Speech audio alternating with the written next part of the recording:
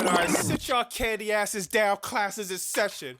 It's Bobby Monsoon, Professor Bobby Monsoon to you. And right now I'm getting a lot of comments and a lot of calls asking me, am I gonna do a prediction video for WrestleMania 41? I think not.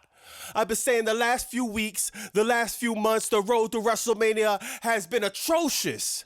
But what I am going to do for you, Paul Levesque, I am going to grade the WrestleMania card down top to bottom. So get your number 2 pencils out, get your composition book out, sit down, shut up, and enjoy the ride. All right, now that we got that out the way, we're going to start this off with night 1. We got the New Day versus the War Raiders. This is an obvious F for me. F. I don't see how this is even on a WrestleMania card. You got Adam Pearce going around telling lies like the War Raiders are a decorated generational tag team, whatever crap he said. But man, it's just an obvious lie, bro. You have 2 of the most decorated tag teams of a generation with a storied history and a score to settle. The War Raiders should have dropped the belts weeks ago. The New Day should have had the belts going into WrestleMania 4. And I'm actually scratched that. The Raw Tag Team Championships shouldn't even be on the card. It's been booked horribly this whole year ever since they switched the tag team titles way back then. The SmackDown Tag Team Championships should have been on a card. The Street Profits could have been going against anybody on that SmackDown roster as a tag team, and it would have worked out for everybody. But this lack of creative booking, lack of compelling, of storytelling or anything, they're squeezing anything on a card. This is an obvious F. Next, we got, Rey Mysterio versus El Grande Americano, a.k.a. Chad Gable. Now, I'm going to give this a C because I don't care either way. I can't give it an A or B because it's not like the best booking. It's not even good booking. And it's not too horrible because it is a storyline there. You had Chad Gable going against the whole luchadors and you had that whole thing going on. But this is what I'm pissed off about, and this is why I can't care about it. Chad Gable versus Otis is an obvious WrestleMania match. The storyline was right in front of you, right there. They just completely abandoned it. And a lot of my comments, I'm seeing people that's pointing this out. What's up with these start and stop things on WWE programming? When has that became a part of creative booking? You know, I get flabbergasted because it's so frustrating. Chad Gable, Otis, WrestleMania. 1 + 1 = 2. The Triple H, it seems like 1 + 1 is equaling 8 these days. So now we got Rey Mysterio versus El Grande Americano. I give it a C because Rey Mysterio is a legend. They're going to put on a good show. Chad Gable, he's doing this Americano thing. I would love to see Chad Gable's name on the card because he put in enough work to deserve his name on the card.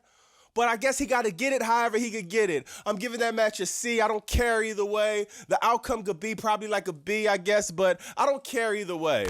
Next, we got the United States Championship match, LA Knight, versus Jacob Fatu, and I'm going to give this another F. Oh, yeah, I'm giving it an F. No one asked for this match. No one. LA Knight versus Jacob Fatu. Where did you even get this from? Jacob Fatu versus Solo Sikoa was the obvious direction to go. What are you thinking creatively back there? Who thinks, and now, yo, this is the thing about WrestleMania. This is the thing about pro wrestling. We care about storylines. These titles don't mean nothing, especially when they're not booked right. The U.S. title has been made a joke. You took it off for LA Knight, then Shinsuke Nakamura had an absolute nothing run, then you put it back on LA Knight just for him to drop it at WrestleMania? It makes no sense. We don't care about the U.S. title. It was booked great when Logan Paul had it. And if you ask me, Logan Paul should have kept the belt. If the booking was going to be this bad, I got to give this an F. Jacob Fatu is my new favorite wrestler coming up right now. I think he's been being booked great, and I'm not mad that he's going to get the title at Mania. He better get the title at Mania. I'm not going to be mad at that. But, man, the booking for this is horrible. Bring LA Knight to the top tier, have him go against Randy Orton or Cody, or have him going for the heavyweight title. It's time now. It was time 3 years ago. I give this a F. This match makes no sense. Solo, Fatu, obvious story. We would have been more invested about that. WrestleMania is about the moments, not these mid-card, lack of creative booking, non-compelling, boring titles. Next, we got Jade Cargill versus Naomi, and a lot of y'all might be surprised, but I gotta give this a B. I'm sorry. Jade Cargill coming back at Elimination Chamber was phenomenal. This was storytelling. Nobody would think that Jade Cargill and Naomi would be a B, but this was just told perfectly. It had us on our feet. It was unpredictable. We didn't know who attacked Jade Cargill. It wasn't obvious that it was Naomi. A lot of us thought it was Bianca Belair. I know I did. Some people thought it was Liv Morgan and Raquel. I know a lot of other people did, but it was actually Naomi. Great storytelling. Then you got the whole time where Naomi and Bianca Belair was tag teams, and you got jealousy, and not to mention, because a lot of people like to gloss over it, Naomi has been doing her best work so far. It's not even close. Down from the vignettes, down from cutting the promos, down for the whole caution gimmick. Kudos to Naomi. See, I'm not all negative, y'all. When things are booked right, I gotta give it up. Naomi has been doing a great job. Jade Cargill.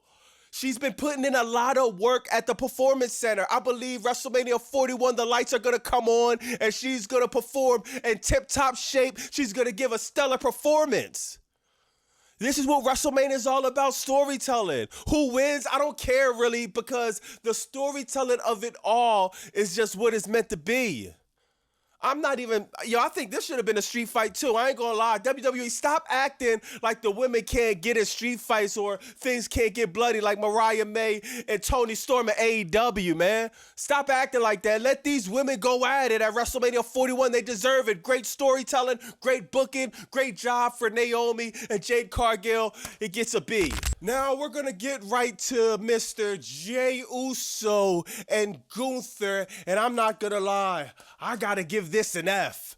Straight up and down. I'm not even joking. I'm not over-exaggerating or nothing. The booking to this, since Jey Uso has won the Royal Rumble, has been horrible.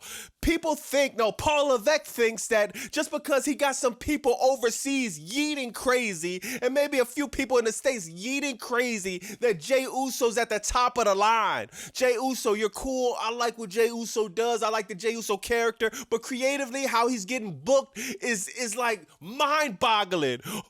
Gunther, I'm not afraid of you no more. What type of crap is that? Hey, Gunther, look at me. I'm not afraid of you no more. Jey Uso, come on, bro. You have to stand up to this. I wouldn't have said that in a million years. Can you imagine if The Rock or somebody in the Attitude Era saying they was afraid of somebody? Then you just got cringeworthy segments with this booking, like when Gunther gets slapped, then he thinks about it for 7 days before even doing anything. As long as you don't trip and fall like a ride.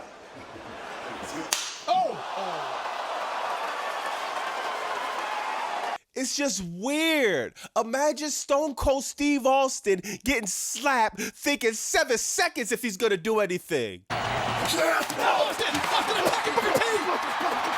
Now, they did have the one spot where Jey Uso's arm was barely tied in the ropes with a zip tie, and he's underselling that his brother getting beat to a pulp. It was a cool visual. It came a little bit too late. We don't care about this feud. Gunther has been booked horribly since he lost the Intercontinental title. What's going on? This man is a superstar. How hard is it to book Gunther? He should have been going against Randy or John or somebody else on this booking card, but instead he's going against Jey main event Uso, and not only that, he's about to lose 2 WrestleManias in a row. I think Gunther needs to go over this year. He just lost to Sami Zayn in the same exact plot. We all acting like Sami Zayn was scared of Gunther. This is an F. Horrible booking, horrible, man. Horrible storytelling, all of that. F. Now we're going to the Women's Championship match.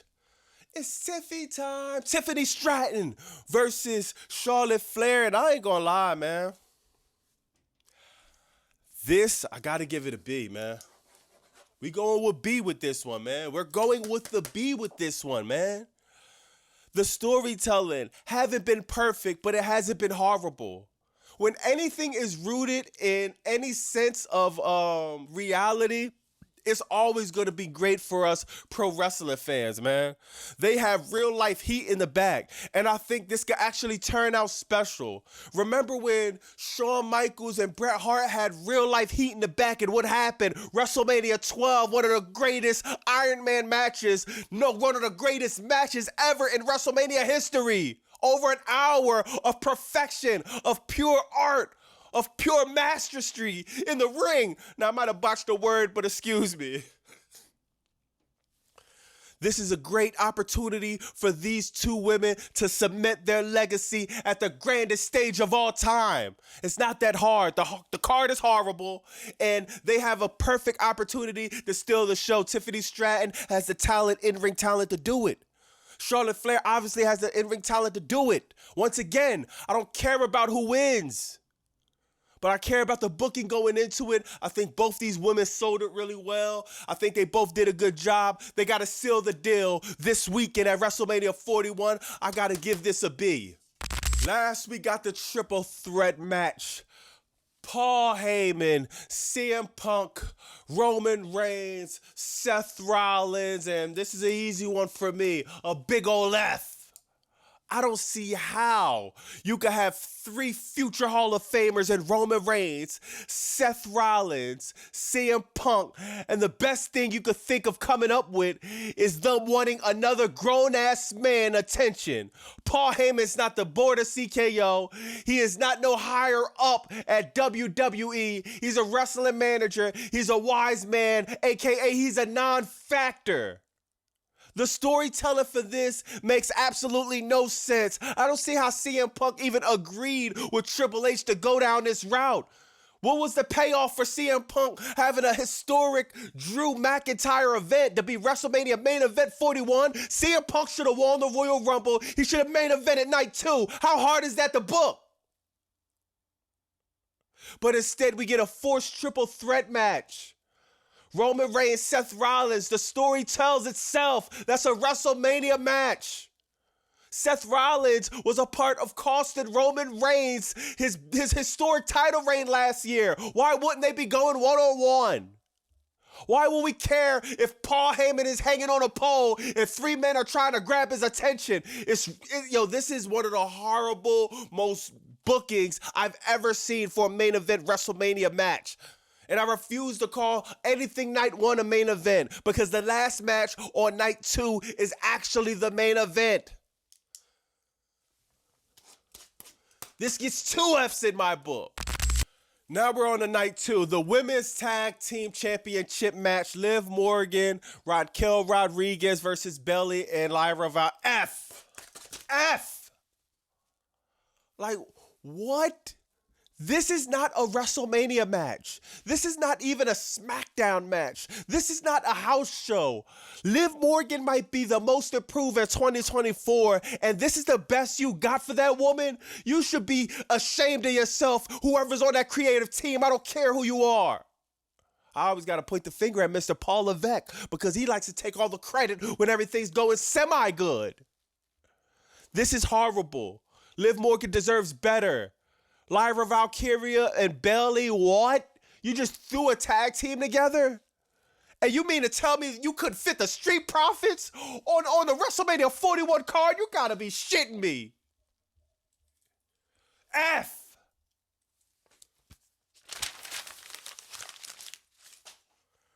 Sin City Street Fight, Damian Priest versus Drew McIntyre. I'm not gonna lie, I hated this booking at first. I was mad because I feel like Drew McIntyre, just like CM Punk, he had an incredible rivalry. He's coming off of an incredible year. Drew McIntyre is so over. He got the new contract with The Rock and TKO. He got the millions coming in. He worked hard, bust his ass for years, and the payoff is Damian Priest, and even Damian Priest. Like, Damian Priest had a good run as champion. A lot of people I thought he did a good job. The Judgment Day. Damian Priest a legit badass. He probably whip a lot of our asses out here in real life, man. And I I just didn't like them two together. I think they both should have been in different programs. But leading up to this, I'm not going to lie, man. The way Damian Priest been selling, getting beat up by Drew McIntyre, making Drew McIntyre look like a complete monster. Drew McIntyre, he had the one eye patch, selling that after he got slammed on the car and the glass got in his eye. The storytelling of promos have been great. I got to give this a B, man. I'm not going to lie. I give that a B. Then they made it a street fight what capped off everything, man. We needed some type of stipulation on WrestleMania 41 because it was no stipulations at one point. This deserved to be a street fight, and I think when they go and it comes down, then the lights are on, they're going to put on an awesome show. This might steal the show, believe it or not. These are two great men, man, and I give this a B for the booking because they definitely turned it around for me, and I'd be capping if I said they didn't, you know what I mean? AJ Styles versus Logan Paul, F. Bro, who asked for... Do you know what AJ Styles was doing last year, bro? Last year, AJ Styles had a heated feud with LA Knight. They were showing up to each other's crib. They was fighting backstage the weekend at WrestleMania. They was fighting at Comic-Con or whatever type of conventions they was at. That was booked perfectly. Up right here. Down. Well, that's where our camera... Stop fighting. Get off him. Get off him. I ain't done yet. I ain't done yet. I told you. Yeah, show me. How do you go from that to go straight from Logan Paul? Logan Paul's great. We all know this. Great talent, great promo, and all of that. The thing is, it's no story behind this. It's no emotion. It's no type of feeling behind this. No one cares about AJ Styles going against Logan Paul. This is an F. Whenever you fail to tell a compelling story, I cannot give no slack for that. It's horrible. This is one of the reasons why WrestleMania 41 just feels lifeless. F. Intercontinental Championship match, Braun Breaker, Finn Balor, Dominic Mysterio, and Penta. What you think? F. Finn Balor has to be one of the saddest stories I can remember ever in wrestling history. This dude is one of the greatest talent. This dude is one of the best talents you have backstage. You can't think of nothing but having him job year after year. You can't think of nothing. This is WrestleMania. Is the demon even gonna come out? I'm thinking not. But I really hope so. I really hope someone at WWE listens to this and bring Demon Finn Balor out because the booking for Finn Balor has been horrible. Braun Breaker, great talent. He's been doing his job. He's just been coming up. He's been taking what he got creatively and making the best of it. But I think this match is just thrown together. Penta, we all love Penta, Dirty Dom, a mid-card jobber, but he is good. He is one of the marquee stars, one of the hardest working stars. I wish he was booked better. I think Dominic Mysterio will have more heat if he went over a lot more. But I don't think this is going to be better than a triple threat match with Ludwig Kaiser, Sheamus, and Braun Breaker. That was a banger. Ludwig Kaiser, he deserves a WrestleMania 41.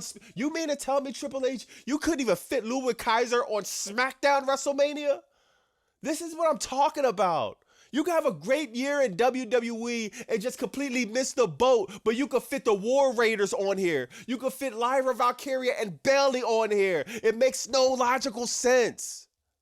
This is an F. I don't care who wins. The Intercontinental Championship means nothing. It's been booked horribly since Gunther lost it. Women's Championship match. Io Sky, Rhea Ripley, Bianca Belair. F. Bro, what sense does this triple threat make? This is WrestleMania. Once again, Triple H, 1 + 1 is equaling 8. Rhea Ripley, Bianca Belair, World Women's Heavyweight Championship, however you call it, match. It's that easy. These two women been at the top of their game for years. Io Sky is great. We all love Io Sky. She has no reasoning for being in this match. She takes away from the storyline. It's not believable that she stands a chance against two women like Rhea Ripley and Bianca Belair. The booking for this is atrocious once again. It's lazy. You're just throwing together triple threat match, fatal four ways for no reason. No story. What is the story behind this? The story is so lackluster, they didn't even bother showing up for the go home show on Raw. F. See, man, I broke my pen, man. I broke my pen, y'all. See, man. Hey, Paul Levesque, you owe me a pen, man. You owe me a pen. All right, now I got to work with this because I broke my pen, but it's good. We at the last match. The Undisputed Championship match. Cody Rhodes versus John Cena. And I got to give this a F. Bro. This is the worst heel turn ever in history. Ever. I don't care what ranking, what era. John Cena turned heel. The Rock is nowhere to be found. The storyline is completely empty. John Cena, you supposedly sold your soul on The Rock. Then you came for 2 weeks to cut a promo on us. We can't talk back. Then you didn't even do it in the States. You did it across seas. Then you told us no new merch. Then you came out with new merch. This has been booked horribly. Triple H already said that he came to John Cena with the idea. So Triple H, this is on you again.